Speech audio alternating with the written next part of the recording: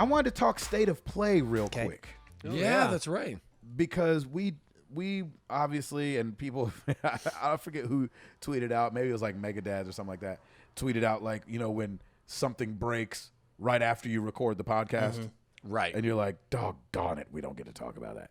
And so that was state of play for us. I know Ed took it in. I took it in. Chris or Tim, did you guys watch State of Play at all? Mm-hmm. Totally forgot about it. Tim, you didn't watch it? Totally forgot about it. So I didn't have like a bunch of reaction to it. So I just thought I would talk about the things that jumped out to me as far as what happened. I had never heard of this game. Sifu. Yes, that looks awesome. That game looked I had never heard of it either. Doesn't it? It's like this, and I guess too, just from playing Hades recently, that whole like repeat, die and repeat, die and repeat, die and repeat. Except in this one, at least what they're leading on to is that like you age as you do it. They talk about so I haven't actually looked into it deep besides seeing what they showed there. I don't want to hog all this. What jumped out to either of you guys, Chris or Ed? That game in particular, because I had never heard of it, and I thought the art style looked amazing. Now, I'm not really huge, as I've mentioned before here, on the whole roguelike or roguelite. I still don't remember the difference between the two.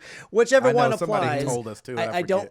Yeah. I usually am not really super into those, but the art style alone was like, okay, this has got my attention. Man. And then the fact that it's like a brawler, like with just punching and everything like that, it's not necessarily, at least from what we saw, Tim, you gotta check it out. It looks really, cool. really cool. So that sounds awesome. That stuck out to me.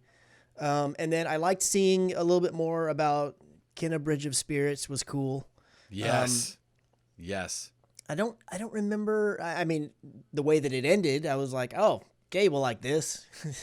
We'll get there. We'll get to that. But when this one was coming up, they very much, because they usually don't give us a lot whenever they're like, oh, a state of play is going to happen. Usually we don't know a lot about it beforehand. It just kind of like they mention it and then it drops pretty quickly after that. They did mention something about like, oh, this is going to be PS4 and PS5 focused.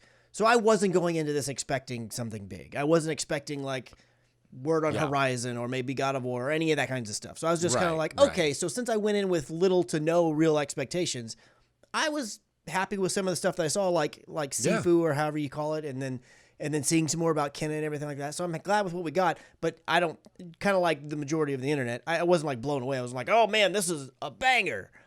But I wasn't expecting the moon either. So it was good with me. Yeah. The other one that jumped out to me was, for a second, I thought I could play Returnal. Yeah. Yeah. When they showed some of that gameplay, I was like, okay, bunch of monsters. She's got a gun. My biggest thing with scary games is that usually you ain't got no doggone gun. Right. Usually some joker walking around with a flashlight, and I ain't playing that game. Yeah. And the batteries are dying. Exactly. You got to shake it to get the battery back going. But she has guns, and they look like big old monsters that's not actually going to scare me, right? Until the very end of the trailer. Awesome.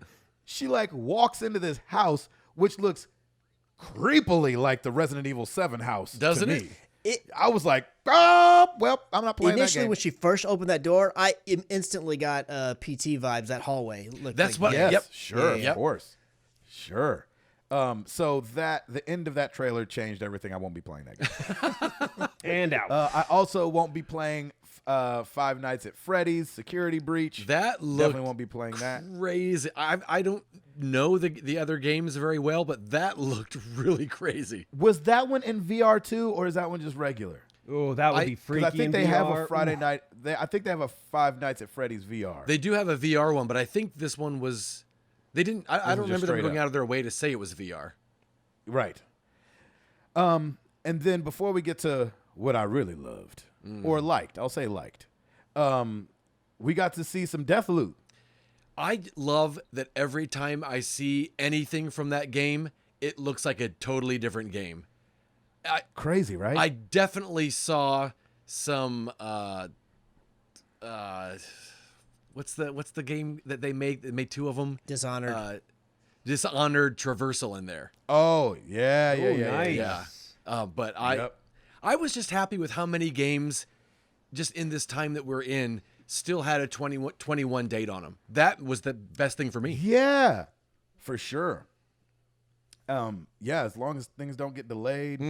Yeah, Seafood's supposed to be coming this year, like we were talking about. I wasn't huge on Knockout City, the dodgeball game. Yeah. That looked like, that looked like that could be fun.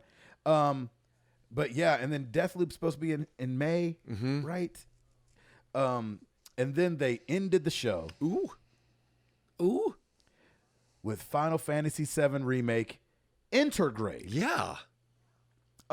So at first I was very confused. I was like, wait. I thought this was the second part in like the trilogy or whatever. I was like, yes, already in June? Yeah, I was like, yeah. Ed texted me because I hadn't got to see it yet. He goes, did we know Final Fantasy VII Part 2 was coming in June? I was like, in June? I'm like flying around trying to see what he's talking about. But it's not Part 2. No. It's Intergrade. Yes. And so what is Intergrade, you may ask? It looks like right now it's PS5 only. It's the Final Fantasy VII Remake game with added content. Yeah. So DLC. Because you have to remember Final Fantasy VII. Like DLC missions. Final Fantasy VII, Final Fantasy VII Remake only came out on PS4. So when the PS5 version comes out, it will be called Final Fantasy VII Remake Intergrade, or Tyler Perry presents Final Fantasy VII Remake Intergrade. And it'll be $70, which, we knew that price was coming, but I'm just saying. And that's the thing I think that caught me off guard at first. I was like, oh, snap, $70. So that's what the PS5 version is going to be. The PS4 version is actually on sale right now, $30. Of course, I'm going to tell you to play it because I loved it. Yep. Ed's going to tell you to play it. Yep. Tim and Chris will tell you to skip it. I mean, I wouldn't say skip it. That's might be your thing, but Yeah, exactly. And then there's also the Final Fantasy VII Remake Intergrade Deluxe Edition, which will be also on the PlayStation Store digitally. And then if you already own Final Fantasy VII Remake on PS4, you can download the PS5 upgrade for free starting June 10th. You will, however, have to pay extra for the Yuffie, I think is how she said her name in the trailer, which she's a character in Final Fantasy VII. I was waiting for it. They talk about the Wu Tai clan. You know, it's funny. Oh, that's amazing. When Ed brought it up, and he Cash was like, rules "You play everything as around Yuffie." me. Yeah, I was like, "You play as Yuffie." I was like, "Oh yeah, she's part of the Wuhan tribe that they talk about in the game." And I was like, "Oh no, that's coronavirus." That's where that came from, was Wuhan. I was like, There's a lot of woos, brother. Yeah, You gotta be careful. Wu-Tai, yeah, that's the RZA and the Jizza and all these guys. Jizza, that's right. Yeah, Yuffie, the Yuffie episode, you'll have to pay extra for. So I'm excited because what it looks like they're doing is, and I felt like they did this with 7, they're going to give you a deep dive into people's backstories, which you kind of got in Final Fantasy VII. But I like that they're bringing that here. I'm glad this isn't the second one. That would be really disappointing. Yeah. If it was like, hey, here's Final Fantasy VII Remake Part 2, you play as Yuffie. I called her Yuffie always growing up. Oh, okay, right. And so she's a Wu Tai ninja, and you do meet her later on in Final Fantasy VII. So I'm down for it. Yeah, I was I'm gonna down for it. ask- I'll pay $30. In the original, Gabe, at least as far as we've gotten in the remake story, in the original, had Yuffie appeared already? No, Okay. So, she doesn't appear till after. We know Final Fantasy VII is an RPG, Right. So I'm not spoiling anything.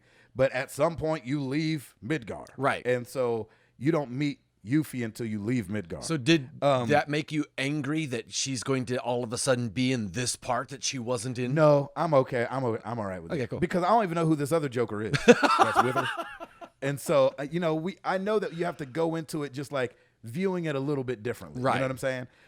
The other thing about her that I think is really interesting is that her, and there's another character who I won't mention. In the original Final Fantasy VII, you would run into people, and if you did just the right things, then they would join you. But Yuffie and one other character, you could mess that up and them never join your party, and you don't play as them ever. Oh wow. And so it's kind of fun that they're kind of giving her her own spotlight, because some people would have beat Final Fantasy VII without ever having Yuffie part of their party. Oh wow.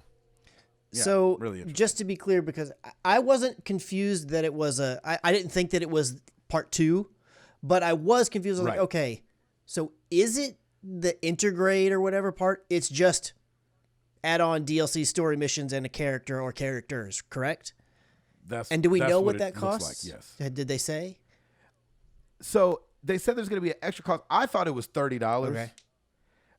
But I'm not actually sure what the exact price will be. I don't know if they've said it yet. Okay. But even if it's $30, I'm okay with that. Sure. But if it's less than $30, then I'm super okay with it. Yeah. You know what I mean?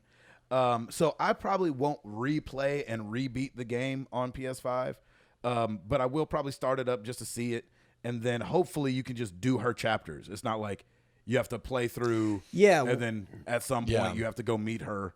That would be a bummer. And one of the benefits that they mentioned when they were talking about all the PS5 upgrades is that your save will carry over from PS4 to the PS5 version. So even if you did have to go to that certain spot, if you've already beat the game, you should have chapter select where you could go to that and then just do it. Right. You wouldn't have to necessarily do the whole game over if that's not what you're into. Yeah. And I think that, to Ed's question about meeting her when you meet her, maybe they don't even overlap ever. You know what I'm saying? So maybe her chapter is just separate and she never runs into Cloud in them. Yeah. Which would be fine with me as well. So I'm excited about that. Yeah. So State of Play, I thought was nice, solid, 30 minutes. Yeah. It was pretty quick. Got, Sifu for me, for my money, which was $0 to watch it, was worth the price of entry. I thought that just looked so cool. And I'd never heard of it. And the fact they said it was this year, I was like, please God, let it be this year. Right. So